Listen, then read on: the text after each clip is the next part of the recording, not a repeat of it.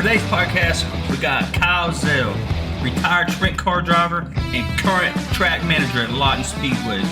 And we're good. Cool. So I just want to kind of get you on and see what you thought about it and how you got involved in racing and, you know, what actually you started with it. Yeah, I've been involved with it my entire life, pretty much. My grandparents bought a racetrack in Lawton in 1961. They still own it to this day. We raced there last night, and then that was in 61, and then 1971. They bought another racetrack in Mesquite, Texas. We still own it. They also raced last night. And I was born in 1981. And at that time, I think my grandma and grandpa had 3 or 4 racetracks. They had acquired another one in Houston, and then, Amarillo, and then a little bit later on, Houston. So my grandma and grandpa have been in the racing business since 1961. And so that's kind of how I got involved in it. I was born into it, I guess. So I spent every Saturday night, it seems like, of my childhood at the Lawton Speedway or at the Devil's Bowl Speedway in Mesquite, Texas. But I also had like a normal childhood where I played sports and all that stuff too, you know, so I just, the racing side of it also. So, I spent, like I said, I spent a lot of time at the racetrack growing up as a kid. My grandma and grandpa were always against like any of us racing, but we also had like, we had jobs, you know, at the racetrack. So I've done pretty much every job you could think of at the racetrack, except I've never been the announcer. I've never been a scorer. We have ladies in the tower that every time the car comes across the start finish line, they write the number down, right. And that's how we keep track of who's running where on the racetrack. I've never done that. I've never been the announcer, but I've pretty much done every other job you could think of there at the racetrack growing up. And so, how important is the dirt work on the tracks? That's what I do now. So that was like, that's what I do now. Okay. Yeah. And like, when I was younger, I did some of the dirt work, but I was never like the guy or whatever, I guess you would say. I would just be like driving a tractor and pulling a sheep's foot behind it or whatever, to where like now I pretty much maintain the whole racetrack myself. And so I do got a guy that comes out and helps me, drives a tractor for me and stuff. But the dirt work itself is like, it's paramount. It's critical. It's unpredictable. It changes all the time. It changes throughout the night, and you try to stay, you want your racetrack to be hard enough that it doesn't get rough. It doesn't rut up, right? But you don't want it so hard that it won't hold any moisture, because then it'll just slick off over time, throughout the night. The longer the guys run on it and it slicks off, then it starts to take rubber. And so then you get into a tire wear situation where, you start wearing tires out really, really quickly. And it's not good. It just costs money. It costs the racers money. Tires are expensive. Right now we're in a tire shortage. So it's like, the dirt work is like really critical. You want to be able to get moisture in the dirt, but you want it to be hard enough that it doesn't rut and get real rough. And so it's a real dancing act, or however you want to say it, to get that consistency and to maintain it. On the tire wear, how does that work? That's something that I was never thought of, because it's dirt, right? Yeah. So normally, like when you start the night out, you'll have a lot of moisture in your track, sometimes to the point to where it's even like slimy and greasy, and you. Like we usually run 4 different classes at Lawton. So each class will get, each car in the class will get 3 or 4 laps, like warm up laps, if you will. So, and we use that time to like kind of sling that greasy, slimy mud off. And then, right underneath that, it'll be a little bit harder packed, but it'll also have quite a bit of moisture in it. You want. And so as the night wears on, you just kind of lose that moisture from them running over the same spots over and over again, right? But the longer you can keep that moisture in there, then you don't have the tire wear. But when it starts to slick off and you don't have the grip, the moisture in the racetrack to grip on, well then, so your tires start spinning. You're spinning your tires on the dirt instead of them, like grabbing a hold of the dirt. And so that's when you start having tire wear. And the longer that goes on, the more spinning.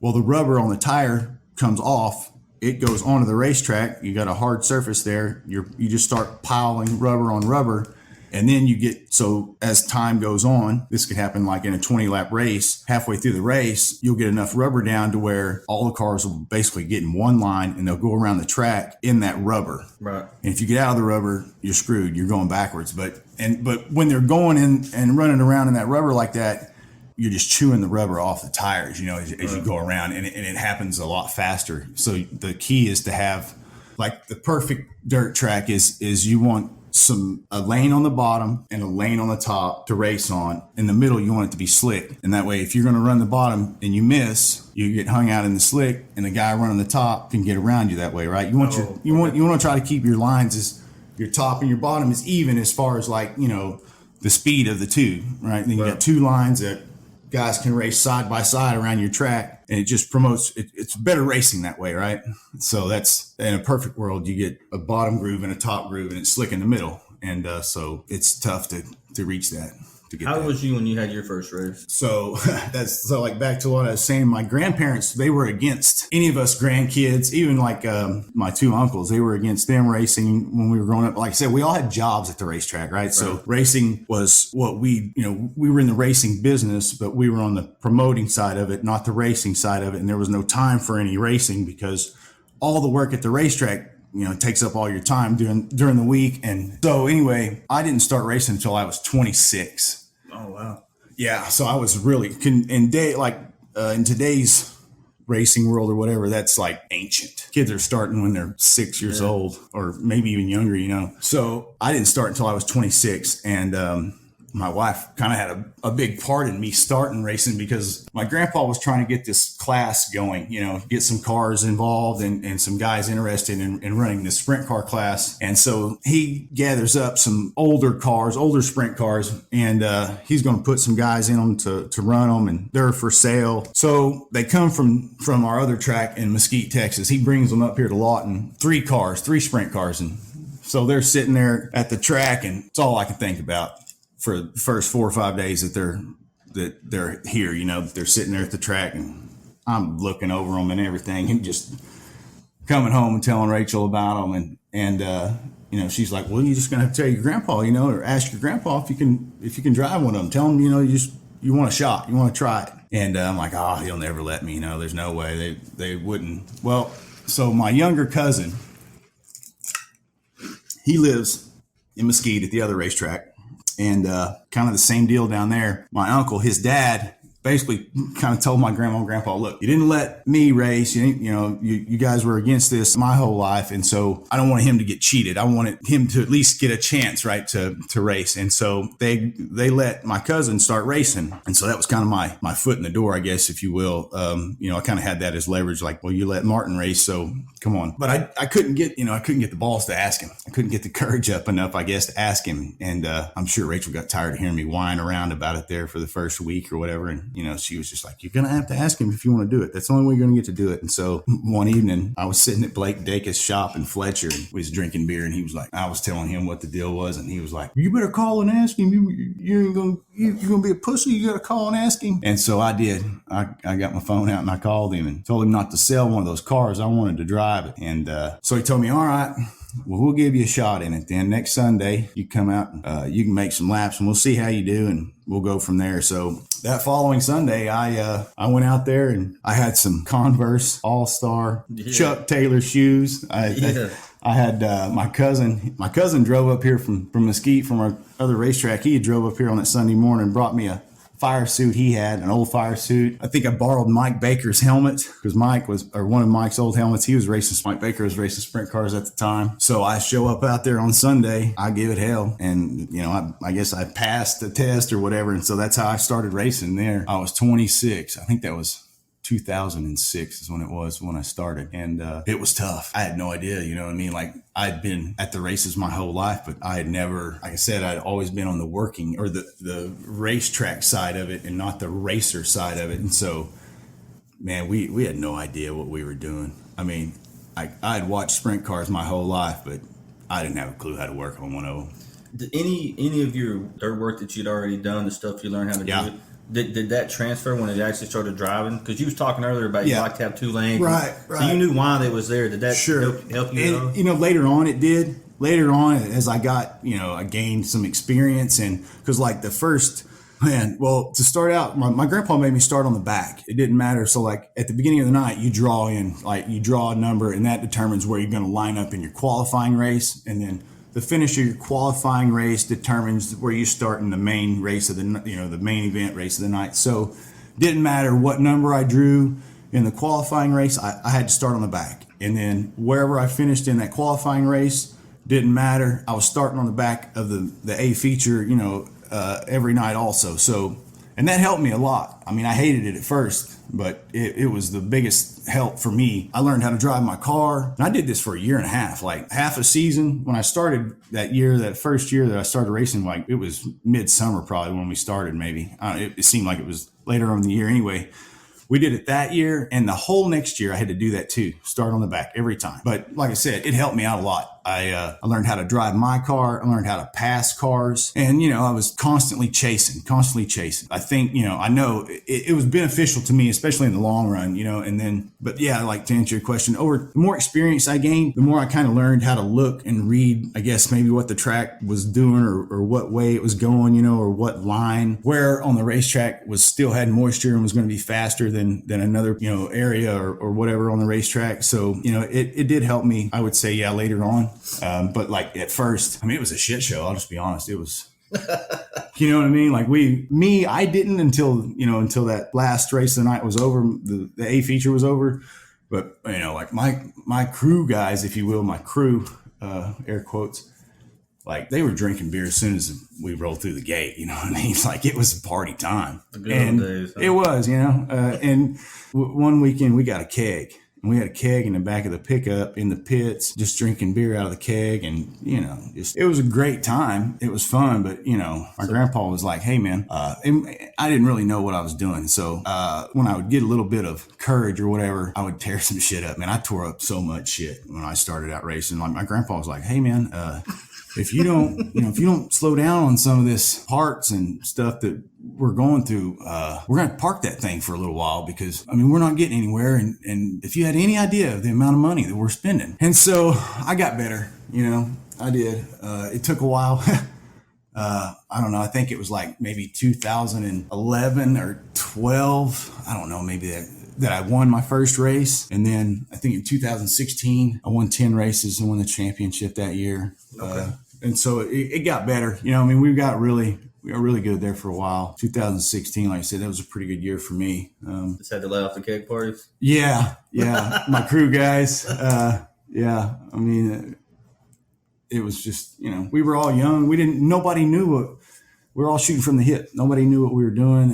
And we found an older guy and his son that they still race for me. They still come to Lawton and race every weekend. And they helped us out a lot. Glenn and Gary Owens, they're from Pauls Valley, and his dad, Glenn, he said, look, I'll help you. They pitted right next to us, and he said, look, I'll help you. But if I'm going to help you, you're just going to listen to me, and you're not going to go down there up and down the pit and asking 8 or 9 guys different, what are we going to do? What are we supposed to do? I'll help you, but whatever I tell you is what we're going to do. And so, I believed in him or whatever, however you want to say it.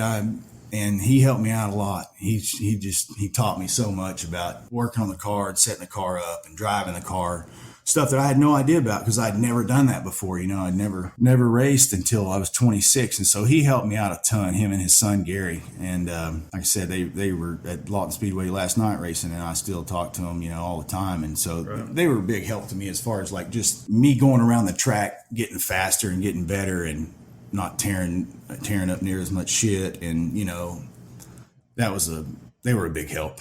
And like I said, so things got better. We got better and 10 years. This was like 12 total, 11 and a half years I raced, but I didn't sell none of my stuff. I still got all my stuff. And now my son Parker's, I put him in it 4 or 5 times this year. And I guess I'm pretty much the only thing holding him back, I guess. What do you mean? I didn't understand like the whole, my grandparents not wanting us to race when I was growing up. I didn't get any of that, and couldn't understand why they were so against it. So what? I had jobs at the racetrack or whatever, because surely we could find somebody else, which, we did find somebody else to do that work when I was racing finally. But anyway, I just didn't understand why they didn't want me racing, why that was such a big deal, or me or my cousin. And the first time I watched Parker, first time he took off in that sprint car, it was like, oh, I understand now why. I mean, it was some of the most gut-wrenching, terrifying. I don't know, man, watching your own child, I guess. I just felt like he was going way too fast, way faster than he needed to be going. And it, watching your own child do something that I guess could hurt him or whatever is. Let me show you a picture that I sent some of the coaches the other day.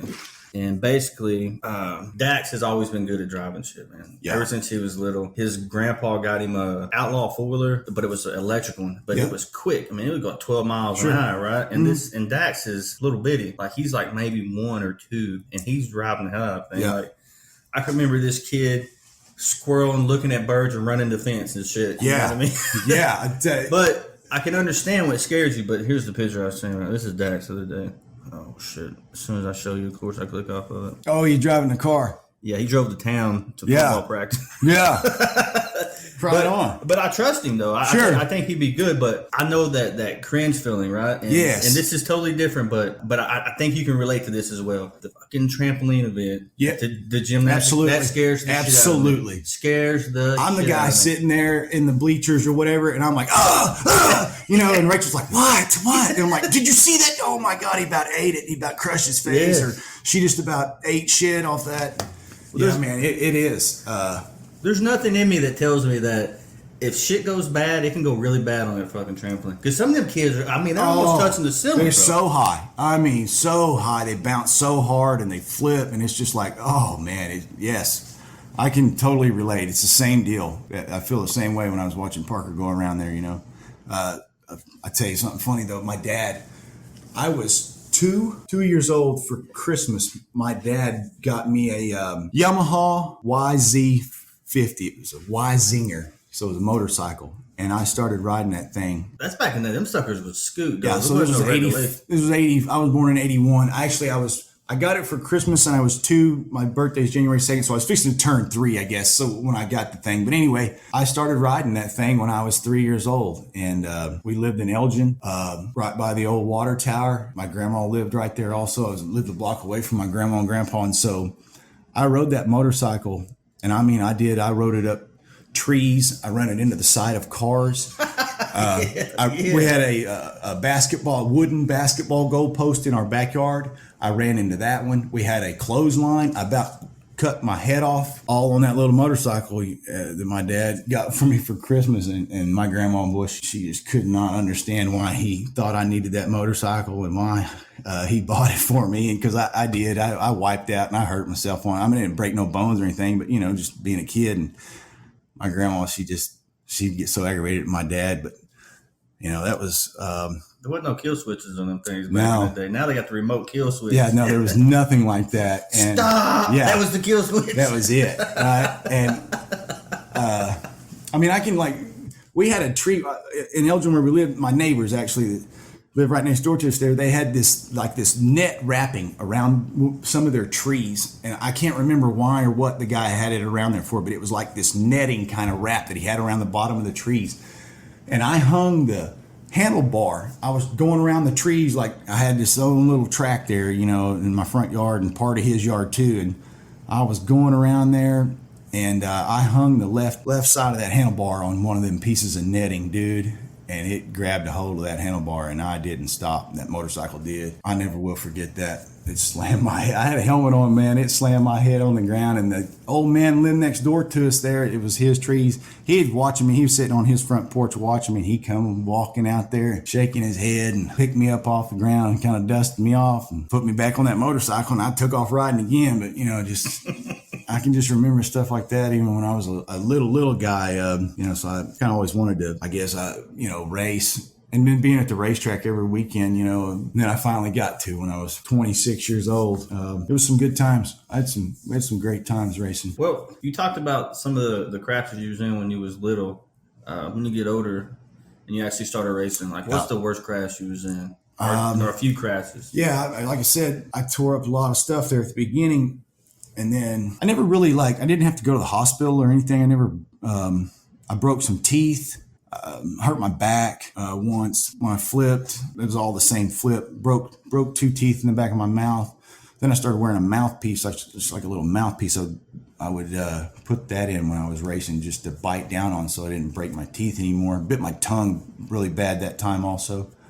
I never broke any bones, just pretty much bruised, concussion. I had a couple of concussions, and like bruised knees and shit like that, I guess. How did when you broke you said it was your back teeth? Yeah. Would you just flipped? Yeah, I was flipping, and like when I started to flip, I just let go of the steering wheel and kind of grabbed my seatbelt. It's like just immediate reaction. Is that what you're supposed to do? Yeah. If you hang on that steering wheel, man, it'll like when front wheels hit something, it'll jerk the steering wheel and it'll break your thumbs. It'll break your wrists. You know what I mean? If you're hanging onto that thing real tight and it slams, it jerks it, you can break your thumbs, your wrist, your hand or whatever. So the thing to do is just to let go of that steering wheel and kind of X your arms across your chest, and so that's what I was doing. I mean, I just went clenched my arms across my chest as it's flipping, bang, it's hitting end over end. I was just biting, clenching my jaw, I guess. And at some point I bit my tongue and broke a couple of teeth in the back of my mouth.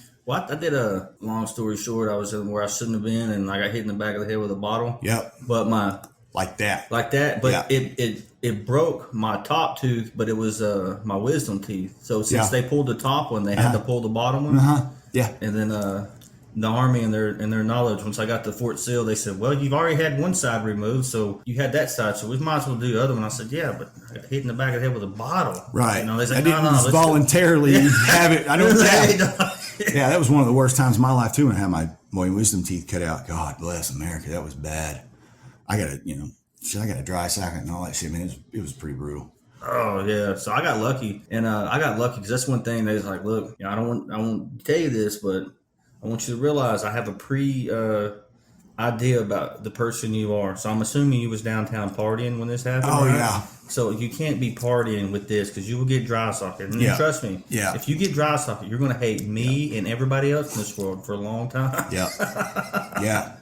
Yeah. That's exactly the same deal. That was the worst. That's the worst thing ever. Mine, it wasn't anything I did. When I went back after like the 2 or 3 days, you go back and they repack them, or whatever. You know? So I go back to have it repacked. I can't remember left or right bottom. Anyway, I go back to have it repacked, and the lady doing it, she didn't get all the packing out the first time. So she put new packing in on old packing. Ooh. And I didn't think it was right. I didn't think, I don't know. I just felt like something's not right about this, right? When I leave their office, and within an hour, or maybe not even that long, dude, it was hurting. I mean, it was fucking throbbing, and I was like, something's not right about this. And I think that was on like a Friday. So I tough it out until Monday because they're closed. And I go back Monday morning. I'm like, something's not right, man.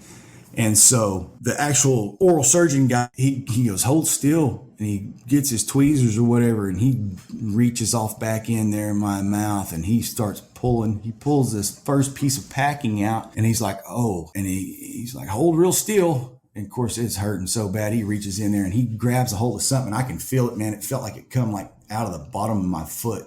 He pulls that piece of packing out of my jaw, and it was like, oh my God, it felt, like the pressure release was unbelievable. And he was like, I'm sorry, I had to do that. I just got to tell you, this is on us. She didn't get all the packing out when she repacked it. And so that's what the pain, it was hurting you so bad. And anyway, it turned out to be okay, but God bless, man, not to get off subject, but wisdom teeth, I don't wish that on anybody. That was, whew. No, and I mean, I got really lucky though. Like they took everything out, and I was still stupid. I still went out and did what I did, but I just got lucky, man. Matter of fact, I had a podcast. I think it was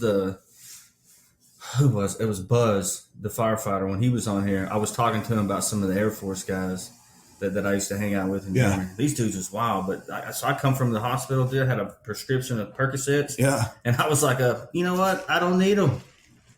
Everything's good, I got a family history of this shit. Yeah. I don't need them. Gave them to him, and I instantly, they started hurting. Like, my shit was hurting. I never got them back. What he'd like to do, though, was he would get Adderall and Percocets, and mix them together is what he would do. He called it Elvising. Oh, All right, cool, bro. Take them. I don't want the motherfuckers. yeah. Wow. I But, never Elvising. Huh. Yeah, he was doing he was a wild dude, man. Yeah. Wild dude. This dude, if he was on an Autobahn in Germany, had a blowout, right? He swears up and down. He told me that he was not drinking before the blowout, but he had a bottle of vodka in the ride. So by the time the Polizei get there, he's fucking tuned up. Oh, because he just sitting out there Just drinking. hanging. He called his boys, drinking. hey, I can't go nowhere. Yeah. Polizei got there. Yeah, he got busted for that. Wow. Yeah, he got busted for that. I mean, and I believe him just because there ain't no reason to lie to me. I was lower ranked than he was at the time, you know? Right. But it's still a funny ass story, though. Yeah, it is. Crash your car and So I feel like that's something that people would do, though. Well, shit, I can't go nowhere. I got this alcohol here. Let's have a drink, right? Until then the police show up and it's because I can't drive. Shit, yeah. I swear I wasn't drinking before. I mean, I might have to edit all that shit out. I know, right? We got off on the weeds there. Yeah, they was talking about fucking taking pills. Taking pills and wisdom teeth, boy. I tell you, that was even for Rachel, man. That was worst. A bad few days there when I got my wisdom teeth. I don't do like shit like that real well anyway. You know, like I have to get nitrous oxide when I have my teeth cleaned at the dentist. Really? Yeah, I got a real big anxiety with the dentist, man. Real big. Yeah. And like. I didn't go to the dentist for a while. My teeth are great now because I got them all fixed, you know. But and now when I go back to get my teeth cleaned, they just put me on that gas every time.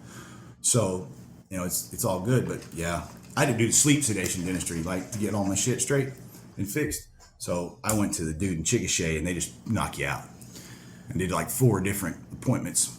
You know, one top left, top right, bottom left, bottom right, and yeah. Dude, man, I don't want to shit on the dude because he's not there no more. He's retired. How can I say those out shitting on him so nobody knows what I'm talking about? But anyway, there was a dentist within driving distance from here, right? Yeah.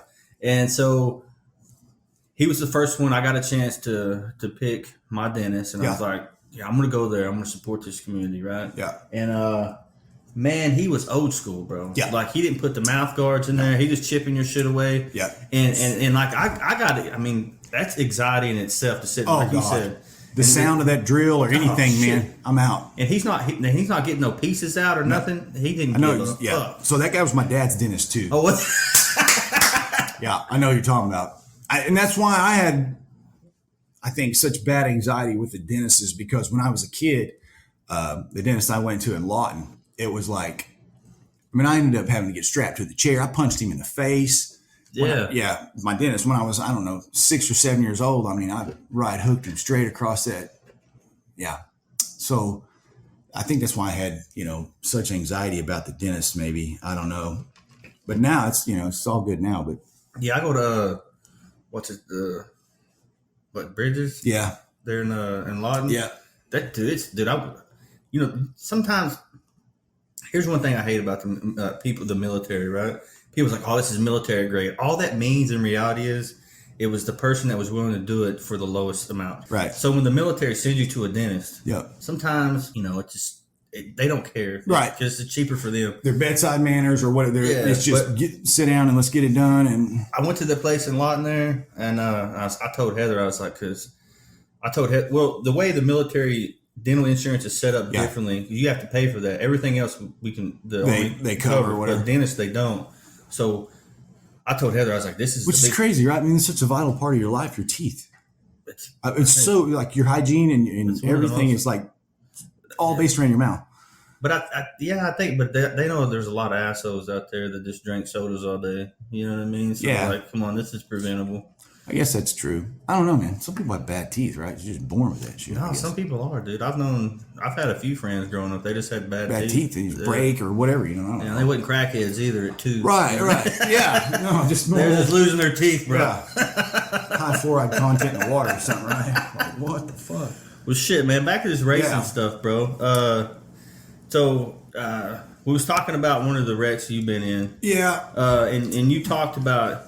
And you covered a lot of the questions that I had, or that I wanted to talk about, sure. Like mentors and stuff like that, yeah. And stuff you did wrong, Yeah. But besides the keg party. Yeah. What's one thing that a mentor had come to you and said, look, man, we can do this, right? Yeah. But you got to stop this or you're going to get hurt really bad. Yeah. Driving over my head was the main thing. Once I kind of got, I would say like once I got the sack, big enough sack to haul it off in the corner and not lift. Like, so in your qualifying race, a lot of times the racetrack's really wet, you know, it's got a lot of grip in it. And so you can run around there basically wide open, like hold it on the floor, right? And you kind of just drag the brake to turn the car in the corner.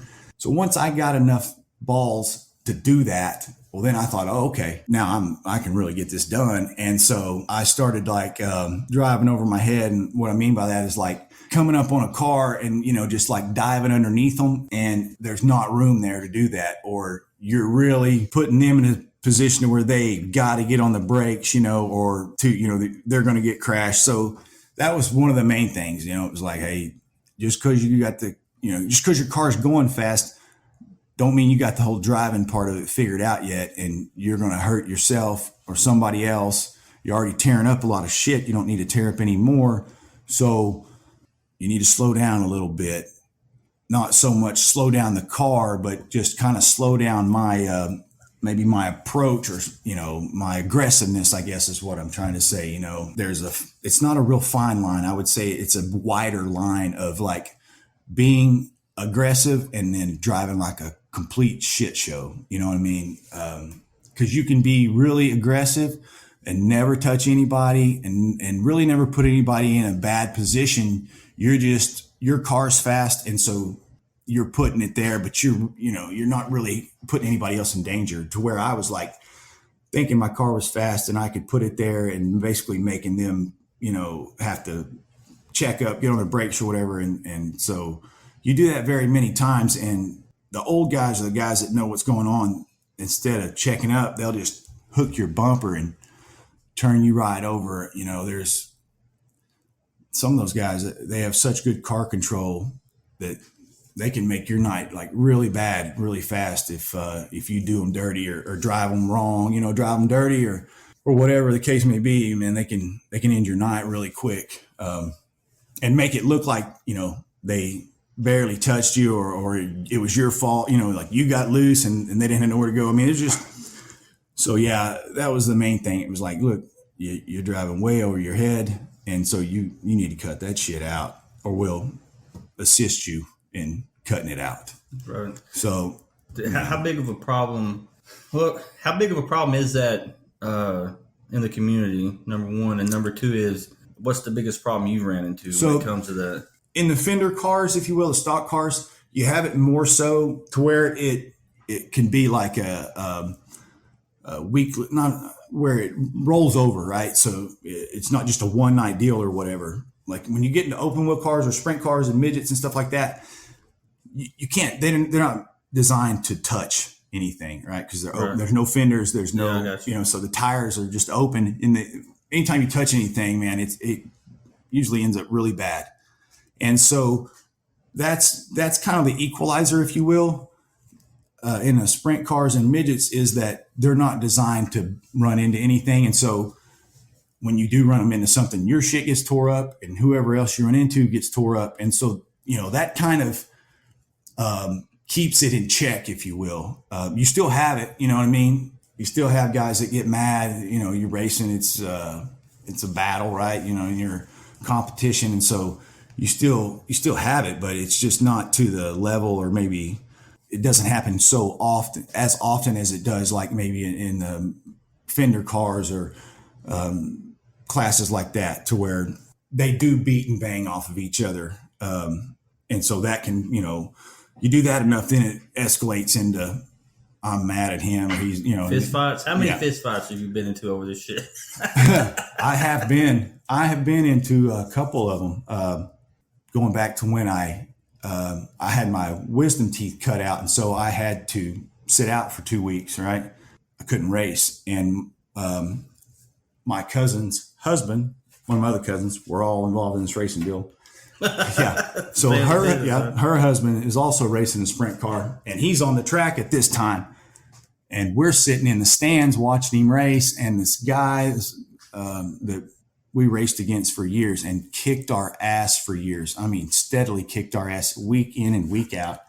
He's out there racing also, and my cousin's husband and him, they kind of been having issues or whatever. Well, anyway, they get into each other on the racetrack right there, going into turn one. They spin out, and Sean, he tips over. My cousin's husband, Sean, he tips over. And so, like I said, we're sitting in the stands, and next thing you know, me and 3 or 4 buddies that are on my crew, we're in the infield, and the fight's on. Like playing balls. We done. I tried to climb the fence, right? I'm trying to climb over the fence to get to the racetrack. And so, but there's a gate probably 60 or 80 foot, down the fence line there that I could have just went to and went through the gate. But anyway, which is what I ended up doing finally after I decided I wasn't going to climb over that fence. It's like 12 foot tall. You know what I mean? We got a big, tall chain link fence there that, so no cars can. Is it one of the prison ones too that has no? So we don't have the barbed wire or the angle on it or anything, but I say it's 12 foot. It's way taller than me, and so anyway, I ended up going through the gate, and right there in the infield, man. I don't know how many people were in this fight, but there was a herd. I mean, it got pretty western right there, and the guy that Sean was racing against, him, they got into each other or whatever. Man, he took some lumps. I mean, he got the worst end of it, really. But anyway, now I tell him, so like now I'm the race director, air quotes, if you will, at Lawton Speedway. So I talk to all the race car drivers. We have a one-way communication system to where they have an earpiece in their ear with a little one-way radio. So I talk to them. We use it for lineups. My scorekeeper can talk to them also. She'll tell them where to line up if we have a caution or whatever. And then I have the ability to talk to them as well, and so, which has made a world of difference in the racing industry, having that, being able to talk to a race car driver when he's in the car and tell him what he needs to do is, even with lineups, is huge. But I had this great idea for like a fundraiser, right? Yeah. But ultimately I decided it couldn't be done because it would cost somebody way too much money. And my idea was to get school coaches, right? Yeah. And do a race, right? Yeah. Because there's a place out there by Goodyear where they have the little circle track. Sure. You can do that, and also have go-karts and stuff. I was thinking about that, but on a bigger scale. Right. And then I was like, man, this would be awesome, man. Like, because you would have kids, betting. That's how you'd have to raise money. Like, my teacher, my coach is going to do this. He's going to win. Right. And then ultimately, at the end of the day, I was like, no, because there's some competitive bastards in there. They will burn some shit up. Yeah. And what made me think of that is what you were saying about you tore a lot of shit up in the beginning. Yeah. You know what I mean? Yeah. We have a class. It's a tuner. We call it the tuner class, right? So it's a 4-cylinder class, front wheel drive car. And basically you get like a Honda Accord or a whatever, and you knock the windows out of it. You've got to get a roll cage in it. And, but it's like stock suspension, stock tires, wheels, everything. And we race those. And so they're supposed to be like an entry level, beginner, if you will. And some of them guys, man, they go so fast in these tuners. They pick the left rear wheel and tire up off the ground when they go in the corners because it gets over on the right front so hard because it's a front wheel drive car. Yeah. And they'll pick the left rear up 2 foot off the ground going in the corner, and it'll be just on the chip, just on the rev limiter. And man, they're wild. These guys. It's just like you said, though, the competition of it doesn't matter. You can put them in pedal cars, and it's still gonna get to that. You know what I mean? Like, dude, man, it's just competition that even in the entry level class, it's just you just can't you can't contain that, I guess, right? No, you can. I think competition's a hell of a drug. Yeah, so absolutely, it's a hell of a drug. And I think, like, for example, like if you put all the football coaches in race cars, right? Yeah, they're all on the same team until they step in them cars and they're trying to win. Absolutely, guarantee them kids, them dudes are trying to win. Yeah, Cody, They are. I know ultra Cody, competitive. You know, Cody's gonna try to win that. That's alpha male ego. You know, it's like, dude. We was at the luncheon the other day, bro, and they was talking about some game that they was playing in golf on the phone, talking about winning that shit. Yeah. And I'm like, what? Everything, right? These are the guys I need to be around right here, bro. You know what I mean? You know, we're competing on everything. You bet. And like you said, there is something to say about, you know, the adrenaline rush. I mean, there's nothing, you know, not many things like that, I should say, that like the feeling you get, you know, in that race car. Because once you get in there and, you know, you put your helmet on and stuff, and they push you and you start it, you don't think about anything else. Nothing. And so, you know, for like 15 or 20 minutes there that you're in the race car, that's all, you know, you just think about that. You just think about racing that car. You don't think about anything else. And so even just that escape right there could be enough, you know, to keep you coming back, not to mention the rush you get, the feeling from, you know, running around there in that thing, hauling ass, holding it on the floor, dragging the brake. You know, I like to talk, I talk a lot about, you know, mental health and stuff.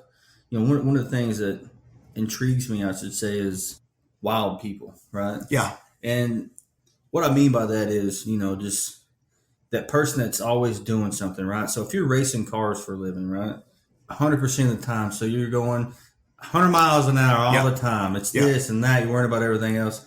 How does that affect you when stuff slows down? Does that have anything to do with your anxiety? Because it does. I would say it does me for sure. You know, I just haven't. I'm not a sitter. I don't know how you say this. I don't sit in one spot very well for very long. You know what I mean? Yeah. I guess I seem to need to move and do something. Like the car rides are tough for me. Long car rides, I guess I should say. North Carolina was a rough. Oh man, yeah. Hey man, I had to bail on y'all, dog. Yeah, I know. We were like fixing to leave, and Rachel's like, "Yeah, he's not going. He's staying here." And I'm like, "Say what?"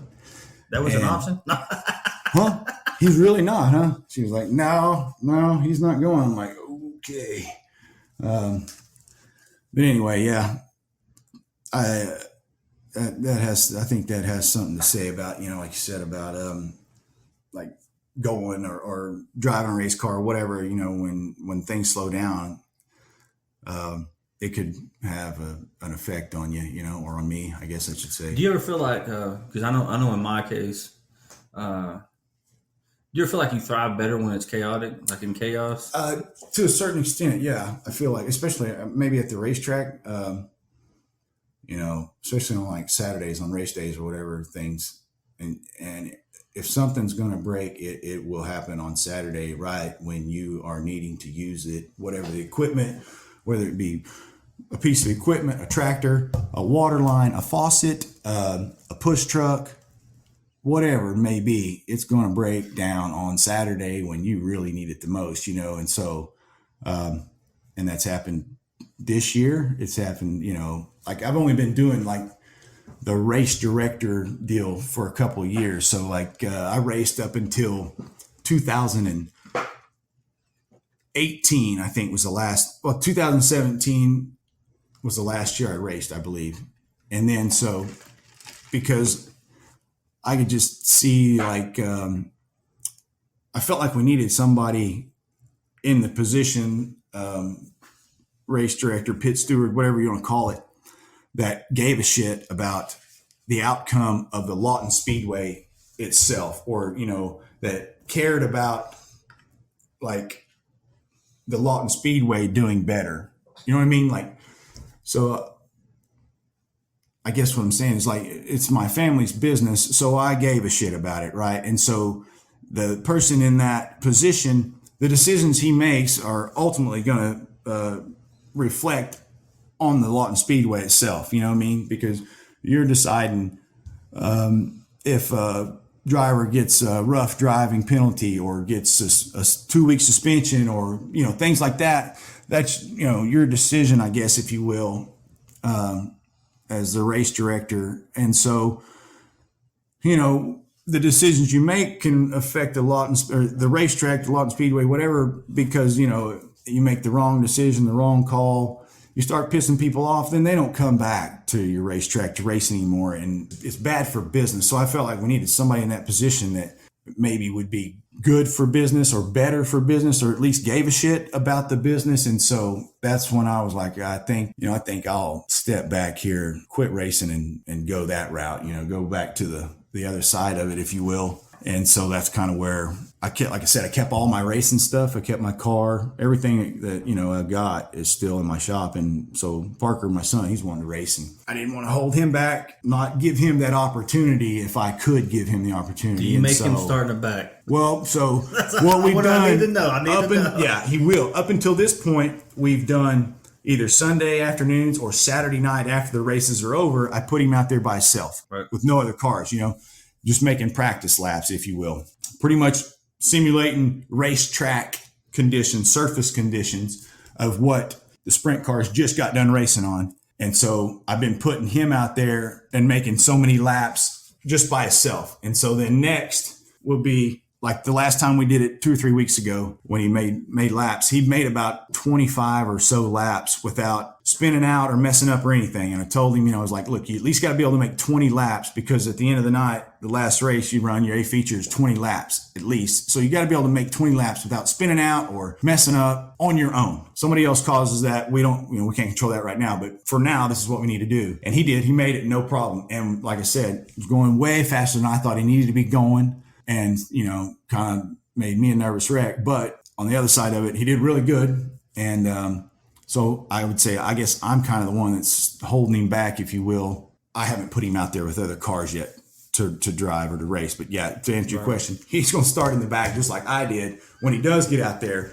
And, we'll do that for probably the whole season, right? We only got 3 races left in this season. So I don't see him. I don't know. I don't see him getting out there and racing this year. I kind of just planned on maybe next year letting him at the beginning of the season have at it. We'll have quite a few more practice days between now and then, if you will, on Sundays or whatever the case may be, so that he can make laps and, just get more and more comfortable in the car. And then next year, maybe we'll start putting him out there with other cars, starting in the back and letting him start race that way, kind of like I did. I feel like that's the best way to go about it, instead of just throwing him out there to the sharks, and one of the things that you mentioned earlier was you feel like you're holding your kid back at this point in time. Yeah. What advice would you give somebody starting off? I would say at our track at Lawton, like I said, we have an entry level class, if you will, the tuners. So they're the 4-cylinder class. They're a little bit slower sometimes than the other ones, and so that's a good starting point. I guess my advice would be to, race in a class that you can afford to race in, instead of maybe one that you really want to race in, but maybe not completely afford to, I guess. How's the experience on that going to line up, though? So if you're in on a vehicle, right? The experience. To me, it's like, for example, with any youth sports, it's about the experience, because it only matters at a certain age, right? So like being out there, being around other cars, and just that part of it in general. That's the part of the confidence and the experience. That will all help in years to come, as they get older and they move up, if you will, in class, or get faster cars and stuff. All that stuff will benefit them and help. The way this car drives is transferring over to the way another car drives. There won't be a whole lot of, stuff you can take from one to the other. But just the experience of being on a racetrack with other cars and stuff like that, that's beneficial in itself, to a young racer. Seat time is, that's the critical factor, the deal. The more seat time you have, the better off you're going to be. So that would probably be my second piece of advice, is get your kid as much seat time as possible, time in the car, whether it's on the track by themselves and then out there with other cars. I tell all the guys at Lawton, any of them that want to make extra laps, they can come out there on Sunday and make as many of them as they want. And 9 times out of 10, the racetrack conditions will be almost identical to what they were the night before. Don't change that much just overnight. And so, they can come out there and make many laps as they want to get experience. And it's beneficial to do that. And so, that would be another piece of advice I would say, is seat time. Get as much of it as you can. Whatever whatever car you're racing and whatever you're racing, the more time doing it is beneficial, You said your son's racing your car pretty much, right? Yeah. So how does that work out? So like when your son comes in, you was talking about some of the old timers earlier, right? Yeah. Are they going to race your kid different than they would if it was you in that vehicle? At the start or starting out, yeah, they're probably all going to be cautious because they know he's a rookie. Yeah. Right.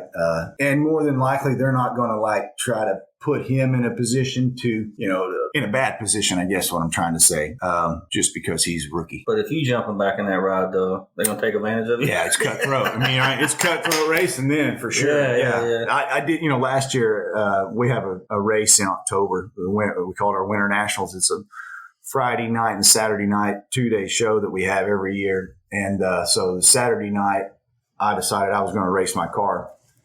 I didn't run it in the qualifying race. I just said I'll start on the very back of the A feature at the end of the night. And so, like I said, I felt like I was starting racing all over again. I'm starting at the very back.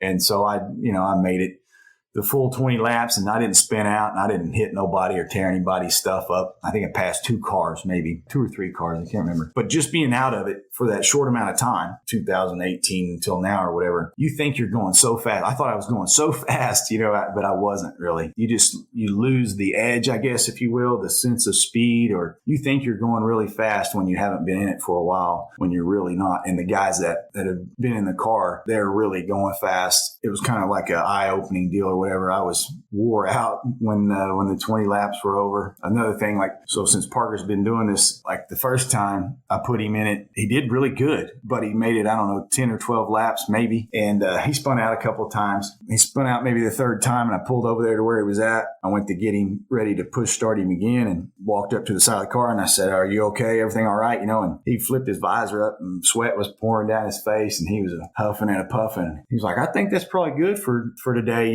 And so he kind of learned, I guess, real quick that it's a little bit of work, if you will. You know what I mean? Like he was sweating his ass off in there, sawing on that wheel. Like to watch him race, it looks awesome. But when you're in there, there's a lot more work involved with your arms and your feet. Use both feet. Brake and the gas at the same time. And so there's just a lot. You said the brake and the gas at the same time? Yeah. What do you mean by that? So you just use both of them to, I don't know what to steer the car. You know what I mean? Or to you run it off in the corner. You'll ride the brake, but you'll also be on the gas. You know what I mean? You want to keep the car loaded. You want to keep the suspension loaded on it. Okay, I got you. So you don't want to just run it off down there and then just lift out of the gas completely. And you'll upset the car. It won't work for you. There's a way that, they're a torsion bar cars. So they're designed to be on the torsion bars, which you want to be on the gas. That's what pushes the tires down and loads the torsion bars. And so you want to be on the gas, but you can't just be on the gas all the time. You got to whoa the car down, get it turned, or what have you. So you got to be on the brake too. You got to use both feet. And the guys that can use both feet are good. They're the better ones. You know what I mean? Barely moving the wheel. The car almost drive around the track for you. I mean, I know it sounds kind of crazy, but it works that way. But when it starts to slick off and you don't have all that grip in the racetrack, then your feet, the driver has a lot more to do with the car hooking up and making speed and going fast when the track gets slick because, his 2 feet determine that a lot of that, right? How much gas he gives. You don't want to spin your tires, you know what I mean? So the guys that can drive with both feet really good, they'll excel. They'll be fast. When it comes to racing, see, I just did the same thing you did earlier. I lost my train of thought, dude. I got lost in that. I was trying to understand. That, right? Yeah. Just thinking about me talking about driving with both feet. Well, right? No, because I think about that. I do, and because I know people that when my first duty station in Germany, right, I taught one of my best friends at the time how to drive a standard, right? Sure. And what the biggest thing I had to tell him, it's just as much about letting off the clutch as it is pushing in the gas, right? You got to find that balance. Works in tandem here, right? Almost in tandem in a way, right? And once he figured that out, he could drive up a hill. No shift problem. Up. Right? Everything was good. Sure. You know what I mean? Yeah. When you talk about that and comes to racing, to me that makes sense. And patience, that's something I had to learn. Like I said a while ago, it's not just stomp the gas pedal and hang on, right? You got to be patient, especially like I said, when it gets slick. A guy that can work both feet and be patient will be usually faster because the other guys, they're going to spin their tires. They get too aggressive, too heavy with the right foot. And when you spin your tires, as soon as you break the tires loose, you're going backwards, right? The guy that can keep his tires from breaking loose, because once you get them broke loose, then you got to get them woed all the way back down before you get back to the gas again. Right. So, that's the deal with. And then you use the brake to kind of help blow that down a little bit, keep that under control, keep the rear tires from spinning on you so much. That's a key factor. The wing, like sprint cars, they have this huge top wing on them, and they have a smaller nose wing on the front. It's like an airplane wing that's turned upside down. So instead of creating lift, it creates downforce, a lot of downforce. Right. And so that's what, and so you have dirty air, like you'll be racing with somebody and you'll be behind them and going down the straightaway, and they'll, like, say they're going to run the bottom. So they dive down to the bottom. All of a sudden, nobody's in front of you. You get in what they call dirty air, right? So you lose the front end of it makes your car real tight. It wants to push the nose. You can't turn it. And so that's another factor that you got to learn how to deal with and how to stay out of. And there's just a lot of shit going on, man, That's kind of why I asked the question earlier about if there was a transition. So when you went from working the track to then driving on the track, I feel like that would be an advantage. And now I'm back to working on the track again, and so I kind of, I see both sides of it. And so like how does that work with your son though? When you're teaching your son or you're talking to him about racing and stuff, do you feel that in like this is the reason why the track's this way and here's what you need to do? Parker's kind of the same way. He's been at the racetrack ever since he was born also, on Saturday nights. And this is like, so he had what they call a junior sprint, and it's like a smaller version of my car, but it's got a lawnmower engine on the side of it. And he was like 5, 6, 7 years old. We had that, and he raced it some. They had a winter series that we ran in Shawnee and Duncan and a couple other places around here, and they did it in the wintertime. And so we hauled around and raced that deal a few times when he was like 6, 7, 8 years old. And then, so after the junior sprint deal, then it goes to like a restrictor class. So it's a totally different car, bigger car, different motor. So it's got like a crotch rocket motorcycle motor, on the side of it there. And so the cost goes up quite a bit from the junior sprint to the micro or the mini sprint, if you will. And so when he got too big to run that junior sprint, instead of going and buying a restrictor or a micro, I said, let's just wait a couple of years and he'll be big enough to run this big sprint car, and we'll just stick him in that, kind of like I did, right? Right. And so that's where we're at on the deal. But for like a normal or a regular, or however you want to say it, racer to come up, I would say, you like run the junior sprint, and then you get a restricted micro. And then after the restrictor, they take the restrictors out of the carburetors, and you run the next class up. And then usually after that, they'll go to a big sprint car, from a motorcycle, crotch rocket motor to a V8, if you will. Right. So that's like my sprint car has a V8 in it, and the micros have crotch rocket motors in them. That's usually the normal progression, if you will, from beginner on up to a sprint car. So my boy TJ, like I said, his son's about 7 or 8. So that's what he's doing. Pretty much, yeah. Yeah. He's probably in the restrictor, in the restrictor deal now, maybe, Yeah, I mean, that's still crazy, though. Oh, it's fast. I mean, like those restrictors, they're plenty fast, and the technology and the... Chad used to tell me about you playing football. Like, he said he can remember you not being the biggest dude, but you was just a wild dude. You wasn't afraid to get out there and make contact with somebody. You wasn't afraid to do it. Yeah. And one of the things that I was talking about earlier, and I got sidetracked when I was talking about my son, I've always felt like he's been good at driving stuff, right? Yeah. What part of that is natural ability versus learned ability? My example goes in with Dax is gymnastics, right? Yeah. I think gymnastics has made him a better running back, a better wrestler. Sure. And I think that could also help him be a better driver because it slows everything down. When you're out there doing flips, man, I can talk to Dax. Dax remembers what he sees as he's flipping. Sure. He sees that shit. Yeah. If I do a forward row, I'm lost right now. My equilibrium's off. It's kind of like that, like you're saying, he can remember all that stuff. Everything kind of slows down. That's when like, okay, I'm kind of getting better at this, is when you're out there racing and it doesn't, things slow down as far as they happen in front of you. I guess you see things farther ahead of you, and you're not in there just like panicking. Like breathing, that's a big thing. Like you got to breathe. I can remember when I first started, I'd get in there, man, and like the qualifying race is 8 laps long. If we had a caution 5 or 6 laps in, I can remember riding around under caution and being like, just like sucking wind because I hadn't taken a breath in 5 or 6 laps. Like as soon as they threw the green flag, I stopped breathing. I just hold my breath and steer, Right. Well, then I got to where, okay, first I realized you got to breathe. I mean, because, if you don't breathe, your oxygen level goes way down and you really get winded. And so, I was like, all right, you got to breathe. And so things slow down. Shit slows down. It doesn't happen as fast in front of you, and you can see things and remember things. And so, you kind of like get in the zone or whatever. And, So you think there's a match between? but like learned ability as far as like natural ability, Yeah. I would have to say like I feel like a lot of it is learned maybe because I didn't really know. I mean, like whenever you're driving a vehicle or whatever, and you get on a gravel road and you feel the ass end sliding around, or on ice or whatever, you get to where you can kind of shit. right. And you think, oh, I can control this, I got this, right? I mean, I guess that would maybe be some sort of natural ability, but I tell you what, something that was beneficial to me, is like those guys I was telling you about earlier, Gary and Glenn Owens, that helped me out a lot. The driver, Gary, Glenn's son, he told me like when I first started, he was like, look, man, you drive these things with your ass. And I'm like, what do you mean? He goes, you sit in that seat. Whatever your hips are doing, that's where you need to feel that. So like if you feel like your right hip is way out sideways, right? That means your car is sideways and you're sliding, you're spinning, right? You turn sideways. He said, you'll feel it. Everything you need to know is right in your hips and your ass. You'll feel it in the seat, and that he told me that. And then from then on, it just kind of started clicking. I'm like, okay, I could tell what my car was doing by how my ass was sliding around in the seat or where my hips were at, and so you just kind of feel it. Whatever you feel your hips are doing, that's what your car's doing. And then and this is what you're looking for. This is what you want it to do. And, if those aren't matching up, then you got to make a correction. But this is how you can kind of figure out what correction needs to be made in layman's terms, I guess, if you will. And so that made a lot of sense to me once he told me that, and then I got out there on the track and put it together, and that helped me a lot.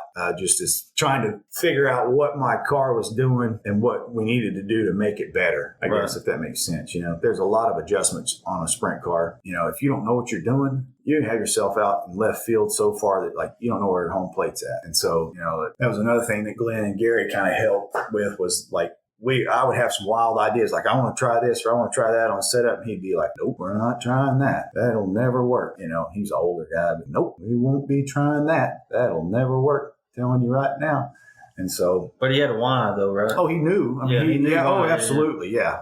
You can. That's one of the most valuable opinions you can get. Somebody can tell. That knows. Like, I hate it when somebody. No, you can't do that. But they don't want to tell me why. He would tell me why. Whatever my idea was, if it wasn't going to work, he could tell me why, and it would be a logical reasoning. It wasn't like he was just blowing smoke or shooting shit or whatever. He was right. That was another beneficial part of it, was having his knowledge. It was a big help. So you started racing at 20, you said 26? 26. 26. So you was already kind of a wild, like you had that, not wild dude, but you had that mentality. You was going to push it a little bit. Yeah. You was going to push it a little bit. What do you think are the benefits of pushing it versus the benefits of not pushing it? I'm referring that to when you said when you first started, you tore a lot of shit up. Driving over my head. You're driving over your head, right? So is there any benefits to that? Depends on how big your pocketbook is, your car owner's pocketbook, right. Honestly. If you've got the ability to replace whatever you tear up on it, right? To a certain extent, as long as if you're crashing your shit and not hurting anybody else or tearing anybody else's stuff up, then you bet, go for it. See how you got to find the line, right? There's a line there that you got to figure out where that line's at and what happens, where going over that line is. And then you want to run as close to that line or the ragged edge, whatever you want to call it, as you can get, sometimes over it without fucking up. Right. In that aspect of it, there would be some benefits, but being, over your head, driving over your head or being aggressive or whatever, I guess maybe to figure out how far you can push it. The guys that are good race car drivers, they can be aggressive. They know when to be aggressive, but they don't ever I won't say they don't ever, but more times than not, they don't put anybody else in a position of great danger, I guess. I don't want this to sound corny or whatever, but, they'll be aggressive, controlled aggressive, I guess you would say, right? You know what I mean? Yeah. It's aggressive, but it's not over their head. It's not out of control. So there's always a polar opposite of somebody, right? So you coming in, balls to the wall, right? What about that guy that comes in and is just safety first? Yeah, you got to have, it don't work out that, I mean, you can be that guy, I guess. Sometimes, more times than not, you're going to be in the way. Now, depending on what class we're talking about, some entry-level drivers or whatever, that they are, they're just out there kind of riding around, if you will, being safe, kind of going back to just getting laps or gaining experience, if you will. As you move up, like in a sprint car, that'd probably be frowned upon. You'd be in the way. You know what I mean? You got to maintain some speed. That's another thing. Like if you're not maintaining a consistent competitive speed on the racetrack, I'm going to tell you get off. because you're in the way and you're a danger to yourself and everybody else out there, right? You've got to be able to maintain competitive race speed I to a certain extent. I don't mean you got to keep up with the leader, right? Yeah. But when the guy that's ahead of you, you're in last place, and the guy ahead of you is a half a lap ahead or farther, right? Lap to you. Right. Then we've got a problem. Yeah. And so that's when, hey, you're going to have to pull off if you can't maintain a good race pace. How often is that an issue? Sometimes at the beginning of the year, you'll have, you'll have that, or even during the race, somebody might tear up something, knock a steering arm off or whatever, where they can still turn the car, but they can't turn it like they could before, but they'll stay out there. Instead of pulling the infield or pulling off the track, they'll stay out there, and then they're in the way, if you will. And when they fall below this, the speed, the pace of what we feel is good, then that's when we ask them, to pull off, or we black flag them to get them to pull off the racetrack so that they're not in the way. Yeah. No, man, it's cool though, man. I like it, dude. What I like about Parker is Parker getting into it. Like, I really want to be like, when's his first live competition going to be? Probably in April. April? Next spring in April. Dude, I gotta be there, dude. Yeah. That's just going to be fun as shit. Oh, yeah. Nathan Jackson, he's helped the Elgin Wrestling program out a lot. Yeah. A lot. His oldest kid's Hunter. He'll be sophomore this year. His oldest son took third at state last year. Okay. Right? Yeah. So he's been instrumental through the program. But once Coach Rowell got here, like, it's hard he can't sit in the corner no more and coach, right? He's like, no, take my kid. I can't. My nerves get too bad. Yeah. Right? Yeah.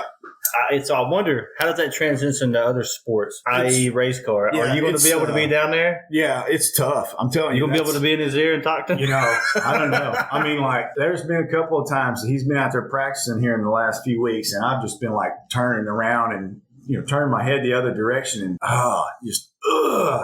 gut-wrenching, man, because I feel like, he's going way too fast, way too high, way too close to the wall. I mean, just all the stuff that, I can see fixing to happen, but he's maintained so far and hasn't hit or tore anything up on it. You know what I mean? Like, my asshole's been drawn up really tight a few times watching him go around the racetrack, and hasn't had one problem or one issue so far. Now, granted, like I said, this has been out there by itself. I mean, it had no other cars out there. And so, it'd be a different deal when we put some other cars out there around him. But I think Parker will do all right. It might take Parker a little bit to become aggressive, but I don't know, man, watching him, just making laps by himself and stuff, and his speed, his pace that he can maintain or keep, I feel like he'll hold his own just on that. You know what I mean? Like, he can maintain or keep up with the majority of the guys out there. I'm not saying he's going to be passing a whole bunch of them, right? But I'm talking about maintaining, racing with them, whatever. A lot of the guys out there, just on the speed he'll have alone, right? Just because of the speed he'll drive, how fast he'll drive the car. But I feel like it'll be really controlled. He has good car control so far anyway, which is, that's a big thing. Being able to control the race car and move it around on the racetrack and drive it, on a different spot or different line or whatever. So he's shown some good signs, positive. I don't have a problem with turning him loose out there or whatever, I guess is what I'm trying to say. I'm not so concerned that, they drop the green flag and within 2 laps, we're going to have a yard sale and pieces laying everywhere. Right. And he just, I don't feel like he's going to wad the fucking thing up in 2 laps. I feel like, his awareness in the head, his head on him is pretty good. Is it harder for you with cars versus with the trampoline, for example? Would it be harder? Is it harder for you with the cars because you know what can happen? I feel like maybe so. Yeah. Yeah. Yeah, I think so. I mean, like I said, when I was watching him, I could see things that all right, if he don't do this, this is fixing to happen right here. But he did whatever it was to keep that from happening. You know what I mean, if you will. So I would say that watching the race cars as opposed to, the tumbling deal, I feel like a little bit more nerve wracking because I can kind of foresee maybe what could happen in the race car deal. To me, sometimes it's 50-50, man. Like, like wrestling, like I don't think when it comes to straight wrestling, folk style wrestling, I don't really worry about as much, right? Yeah. But when it gets to freestyle and Greco, especially when they get musicians, it can go from having a good day to Olympic style body slam real quick. You know what I mean? But like I was saying earlier, I can watch the trampoline event. Yeah. And not only when I'm scared for my kid, I'm scared for everybody's right. kid. It is. He's touching the ceiling almost. So high. Jesus. Yeah, for anybody that ain't ever seen that, man, that is something to see them kids bouncing on that trampoline through the ceiling of these gymnasiums is unbelievable. But yeah, it's impressive to watch. That's for sure. And it is also, like you said, gut wrenching at times. What do y'all got coming up race wise? So we just we're finishing out the season. We try to start either the last weekend of March or the first weekend of April. And we race every Saturday night through August. So usually Labor Day weekend, that Saturday, I believe, of Labor Day weekend is our last regular season night. And then, like I said, we have a 2-day show. And we come back in October for a 2-day Winter National show, Friday and Saturday night. Actually, I think it is the end of September, the last weekend of September, we finish that. That'll be the end of the season for us. Once school starts and, football, high school football, college football, all that stuff starts, you just lose, so many people, what you would call your regulars, if you will, because, they got so much other stuff going on with school starting, athletics, Friday night football, college football's on Saturday. We used to race all the way through September up until October. And then we had the Winter Nationals the first week of October, which, it turned out to be like 5 or 6 more nights. But we just kind of seen the writing on the wall that there was no reason to try to compete with that. We weren't getting the same crowds, that we would get earlier in the year. And so we just quit running that long, that far into September, and just quit, cut it off at August. And so that's about what we got left here at Lawton for this year. So if you're a parent and you're thinking about getting your kid into racing, what's the best way to get in contact with somebody that can give you some advice? Just you can go to your local track. That's probably the best advice I would give, is just go to your local racetrack and watch the races. And then after the races are over, we let everybody come to the pits, and you can go to the drivers, the cars, the trailers, to their pit stall, their pit area, or whatever, and hang out and talk to them. And so I would say just come watch, and if, your kid's interested or whatever, just come watch the races and see, what it's all about and what they like, what cars they're interested in, and go from there, and then any race car driver, the racetrack it's like the safest place in the world, really. You know what I mean? Like, I would take my kids to the racetrack and turn them loose. And what are the ages? Like at Lawton Speedway, it's kind of like, the promoters or the tracks, I guess you would say choice. Like if you want your kid to race, you bring them out to Lawton, say you've got a car or whatever. And then so we're going to put them on the track to see, I don't know, you just kind of, it's the promoter's choice, I guess, if you will. There's no set age limit. Like, we had a kid in the tuners this year, that 4-cylinder class, and he's like 11 or 12, if he's even that old, maybe he's 10, running that deal. But these kids, they, when they run these junior sprints or these micros at 7, 8, 9 years old, well, then if they do move up to a tuner or whatever, well, they've already raced for so many years. So, there's no real age limit per se at our track. So, if your kid's 12, 10 years old or whatever, nothing bad like that happens at a racetrack. No kids get abducted, no mistreating. There's nothing, like, the racetrack is the safe place, and so, come to the racetrack and, just watch, see what it's about. And like I said, you can go talk to the racers after the races are over and go from there. There's somebody there that'll help you out, that'll talk to you, get you going in the right direction. Well, whatever direction you might want to go.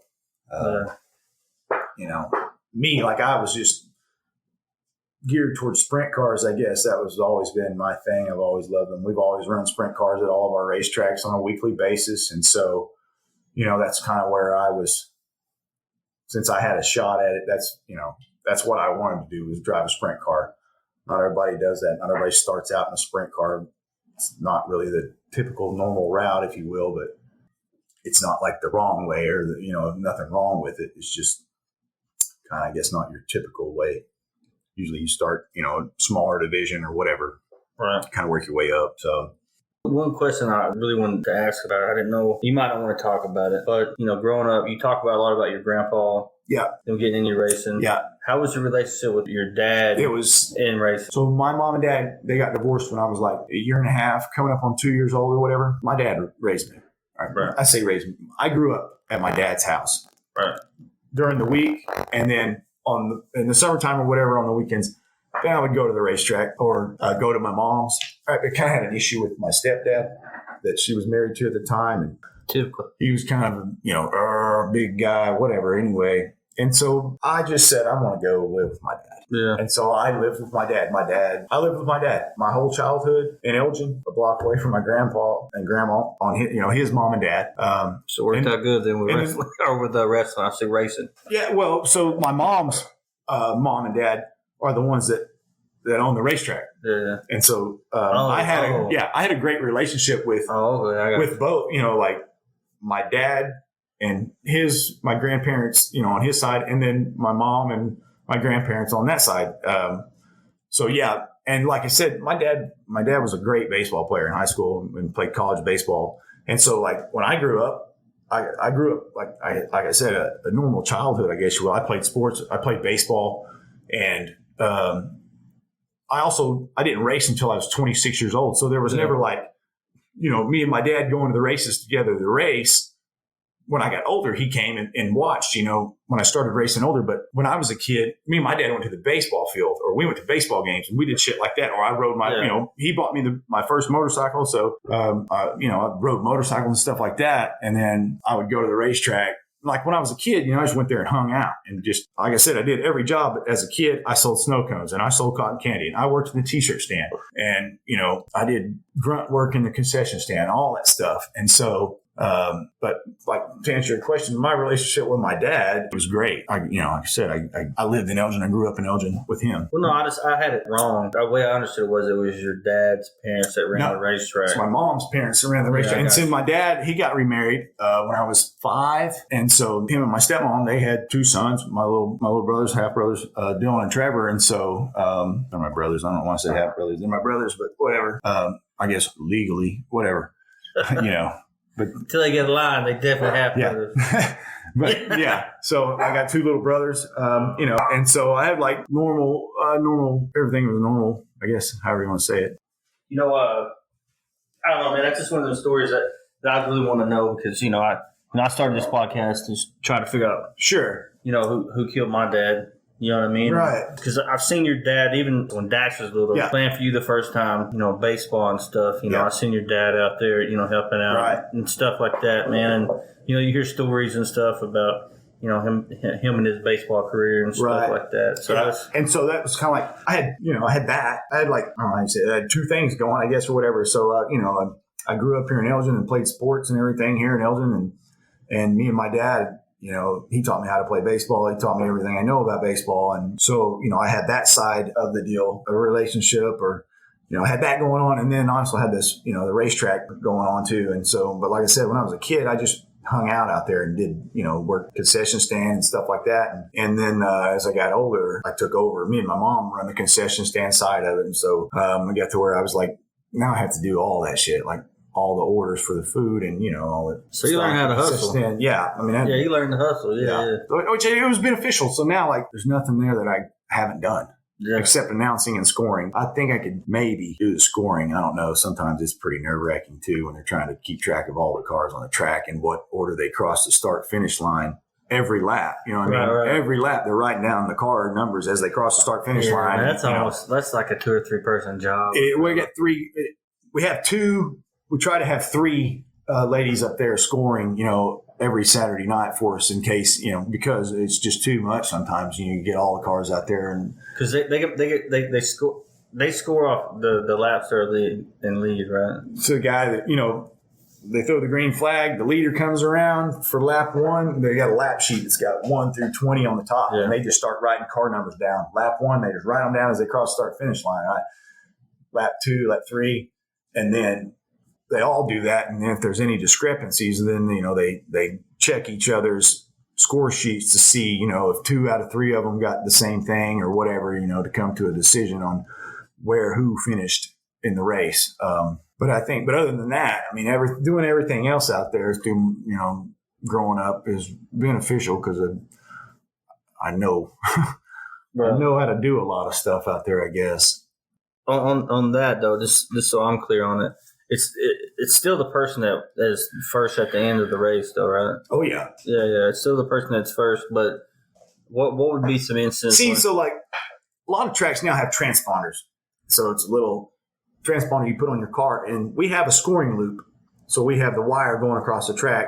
So when the transponder crosses that, it records that, right? You know what I mean? So that's how a lot of tracks do their scoring, is on the transponder system. It's a computer that keeps track of the transponder on the track, as it goes around the track. And every time it crosses the start finish line, it records that. And so that does the scoring for you. We just don't have the transponders. Yeah. Well, so what's the point of scoring it if it's still only the top three that? Oh no, because we pay all the way to 20th place. Okay. That makes sense. So we got to keep track of all 20 of them. I got you. Yeah. Okay. And then you get points. The points. So the guys are racing there weekly for points because we have the points for the overall championship. Yeah, sure. Okay. And so that you get points for each position. So you got to keep track of all 20 of them because it's all it all matters as far as how many points you get and what you get paid. No, that makes sense. At the end of the night. So the year that you won the championship, that was based off of accumulation. Like you just didn't win every race. No, I didn't win every race. We won. I won 8. I won 9 races in the regular season, and I won the Saturday night portion of the Winter Nationals in October that year. So, and we raced 20. I think we had like 23 or 24 nights on the schedule that year. Right. And so, I won 9 of them. Shit. That seems pretty badass to me, bro. We won. I won 3 races in a row that year, and I won 4 out of 5. So I won 3 in a row. Then I lost 1 second, and then I won the following. So it was a good year. That was a good summer. How many the actual cars that you race? How many seats are in it? Is it just the 1 seat? Oh yeah, it's just 1 seat. Yeah. Is there any classes that have 2 seats? So we used to have a class at Lawton that was they had a steering wheel for the driver, and then the passenger worked the gas. What? We called them cruisers, right? What? Yeah. So the passenger did the gas and the driver steered, right? So it was entertaining, but it's kind of like one of those deals where the first couple of weeks we did it, we had 6 or 7 cars. Yeah. But then 3 or 4 weeks into the deal, we only had 2 cars. Is there any of them cars still left? Not that I know of, man. That'd be a fun way to do the fundraiser I was talking about. Right, yeah. That'd be a fun way to do it. Absolutely. So if you had and we had some guys had we didn't really have a restriction on what car. You know what I mean? So there was a couple of guys that had old school Lincolns, big boats, big cars. Yeah. And big body. Big wide body cars. They'd be just floating out there. Yeah. But it was entertaining to watch, The ones you can rock the brakes, it looks like you have hydraulics. Absolutely. And you get to doing the Watusi Yeah. Yeah, that was pretty cool. It just got to where we didn't have the cars to keep it going. You know what I mean? Yeah. They just lose interest, and it really didn't pay. As far as if you tore anything up, you really haven't come out of your own pocket. Nothing you were going to win was going to help pay for anything you tore up. But it was fun. It's fun to watch. I might let this dog out for this untimely demise. You've been quiet the whole time, huh? Yeah, the Benadryl ran off. Oh, really? Go back and get that out. Now that we're back, let's talk about your car real quick and then end it on the chili boat. Yeah, what I race is a sprint car, right? Yeah. So it's got 105. You measure the circumference of the right rear, it's 105 inches. Your left rear circumference usually 92, 94. The difference in the two is what makes it turn left. Right. The wing on the top pushes the tires into the ground, and then your difference in the sizes, it's turning left all the time. And it, like I said, it's purpose built. It has no transmission. It has no starter. So it's it's a direct drive. So off the back of the motor, there's a yoke, and then there's a drive shaft that runs right between your legs that hooks into the rear end that's sitting underneath your butt. And so you got the drive shaft spinning 8,500 RPMs between your legs. And so it's just an in and out box. It's either you put it in gear, push it to start. When you want to stop, you take it out of gear. To start it again, you have to turn the engine off, put it back in gear, and push it. They have to be push started. They don't have a starter on them or anything like that, right? So it has to be push started. And that's a sprint car, right? Midget, same way. It's just a 4-cylinder. Same style, same design, just a 4-cylinder. You got to push start them. Like we have a race in January in Tulsa. It's called the Chili Bowl. My grandma started it back in 1987 with another husband and wife from up around Tulsa area that was all there in the promoting business as well. They started this race in 1987, and we're still having it now. It's the biggest indoor race in the country, and we get all kinds of drivers from. So the deal with the Chili Bowl is like it's in the middle of January, so there's nothing else going on, right? No other racing going on. So you get drivers from all aspects of motorsports, NASCAR, IndyCar, all types of dirt track. You know, all these drivers come to Tulsa to race in this race. So, you know, it's kind of a prestigious deal. You get a lot of big name people there. And we're still running it every January for maybe 38 years, I think, coming up here. If I'm doing my math right. Yeah. That we're been putting this race on now. I mean, so my grandma and grandpa and their business partners, husband and wife, they started the deal. Now, my grandma and grandpa passed away, and the wife of the partner, the other side of the partnership, the wife has passed away. So there's only one remaining of the 4 that started it, you know. But we're still carrying on, I guess, if you will. We're going to keep having. I don't see it ending anytime soon. We're going to keep having it every year in January in Tulsa, Oklahoma. Chili Bowl Nationals. Chili Bowl Nationals. And like the Chili Bowl is unique because there's no rules. It's like you have to buy your fuel from the racetrack, right? So you're not running some illegal hot fuel. You have to buy your fuel from us, and you have to weigh a certain amount. Right. The car and driver has to weigh so much. Other than that, it's pretty much wide open. So, I mean, within that aspect of you have a 4-cylinder midget, you know, style car. But so some guys, they have just purpose-built Chili Bowl cars that they build them like this guy, and they sit in his shop all year long until January, and then he, you know, does a full tune-up on them and brings them to Tulsa and races them. It's a 5-day. We practice on. We were practicing on Sunday, racing Monday to Saturday. Now I think we're practicing on Saturday, racing Sunday to Saturday, right? So it's like 7 days long now.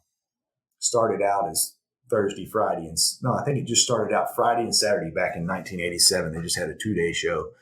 And so, but now we get like 320 entries, 320 cars entered. That's good though, right? So they break them up over, you know, you 320 cars. So you got 5 qualifying nights. So you take 320 and divide it by 5. Those, so many cars will qualify on their qualifying night.